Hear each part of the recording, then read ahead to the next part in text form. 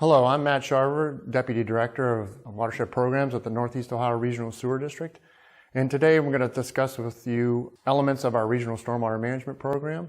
And all this information can be found at our district website at www.NEORSD.org. One of the first things that we've done at the Northeast Ohio Regional Sewer District, and we've been doing this for years, has been getting out in the field and inspecting the regional stormwater system. Again, that 476 miles of stream network, whether it's a small tributary stream or the mighty Cuyahoga River, we are inspecting that for debris jams, sediment deposition, erosion issues, understanding where flooding is occurring and affecting infrastructure, road crossings, private property, and the like. And as you can see, there's much debris that accumulates in these stream courses, big and small, at critical points within the system, either at culvert crossings, railroad crossings, bridge abutments, and other items like that that could cause significant issues during large storm events. So our stormwater inspection and maintenance crews are out in the field inspecting that and then managing to remove that material from the system. So again, we achieve free-flowing conveyance during storm events.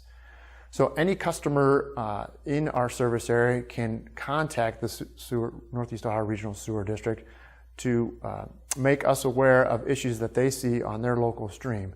Our customer service number is 216-881-8247, and you can contact that number at any time and get a customer service representative to pass that information on to our stormwater inspection and maintenance group. We do service 56 member communities through our stormwater management program, and we have a person that's dedicated and assigned to each of those communities, and we refer to those folks as our watershed team leaders. So they are a conduit to the communities and back to the district for information passage back and forth, so we understand what's happening in the field at all times. As I mentioned before, we do thorough inspections of that regional system throughout the year to ensure capacity.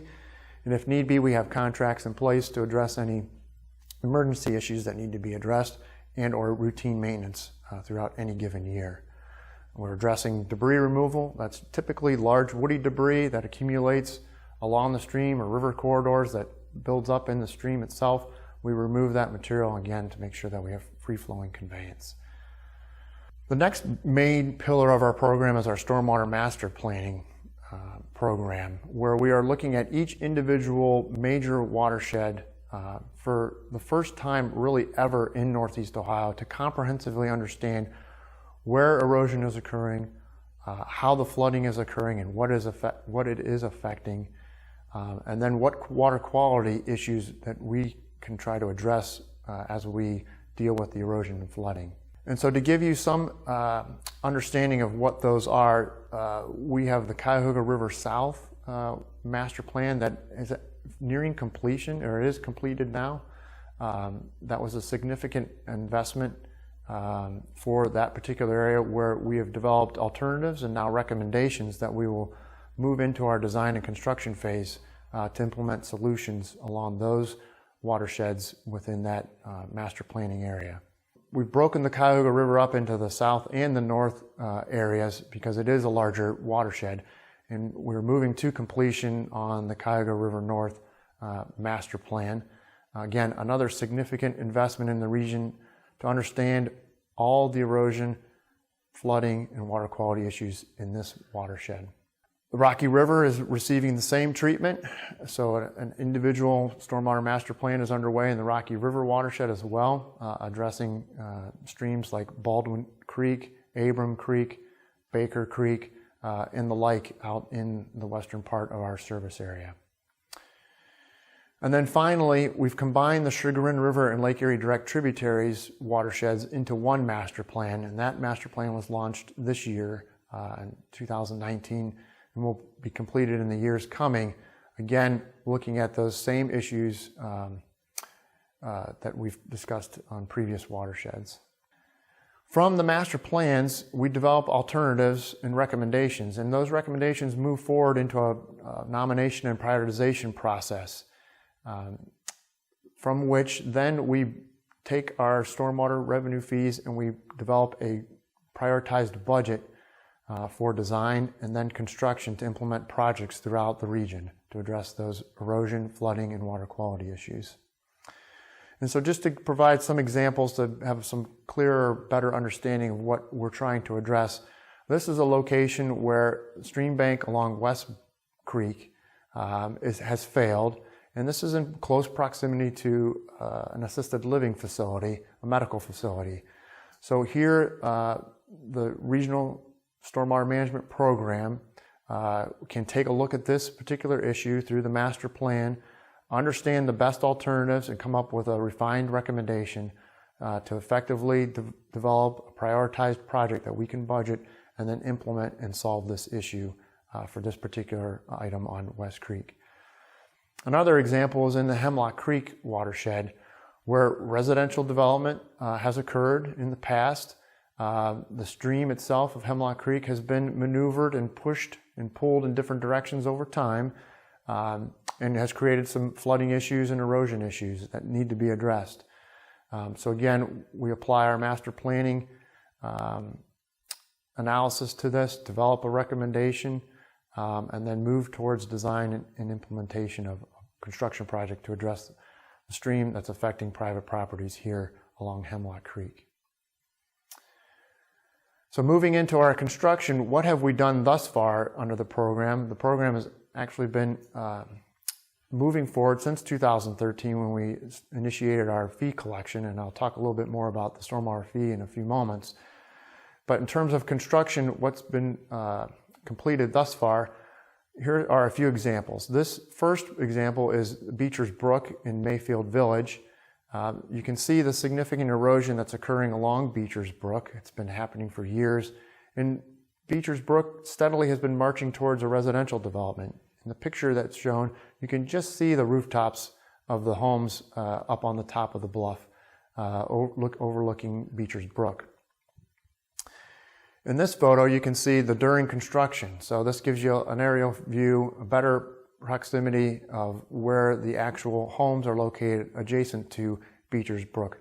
But at this point, we have already moved Beecher's Brook further away from the homes with our ability to re-engineer through natural channel design, more sinuosity, more flow path to dampen down flows during storm events, essentially lessen the velocities that are flowing through Beecher's Brook to soften the erosion that was occurring. We also add features to improve water quality, whether it's through oxygenation of the water column, through riffle and pool structures, more fish habitat, more aquatic life habitat, in addition to floodplain expansion that you can see here now clearly as we look down at stream level, looking back upstream. You can see the wide, flat floodplain areas immediately adjacent to Beecher's Brook that weren't there before. They are now all revegetated with trees that will continue to grow and replace that riparian corridor, providing much needed shading on the stream for good water quality benefits.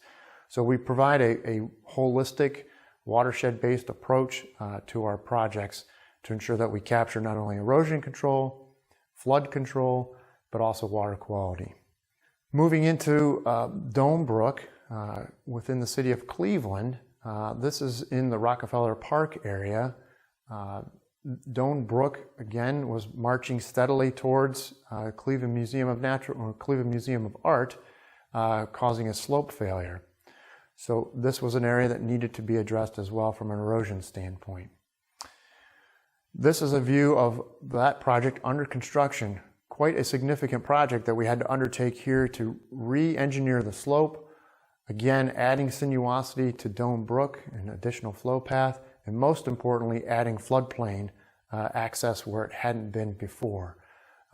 So a significant investment here in Dome Brook within Rockefeller Park, but with tremendous benefits, including some water quality benefits as well. Here in the finished product, you can see the slope is much more stable, completely vegetated now, will become a forested corridor in the future, and you can see the broad, wide floodplains adjacent to Dome Brook. and the stabilization that's occurred there. If you have any questions about the Regional Stormwater Management Program, feel free to reach out to the Northeast Ohio Regional Sewer District through our customer service number at 216-881-8247, or go to our website, www.neorsd.org.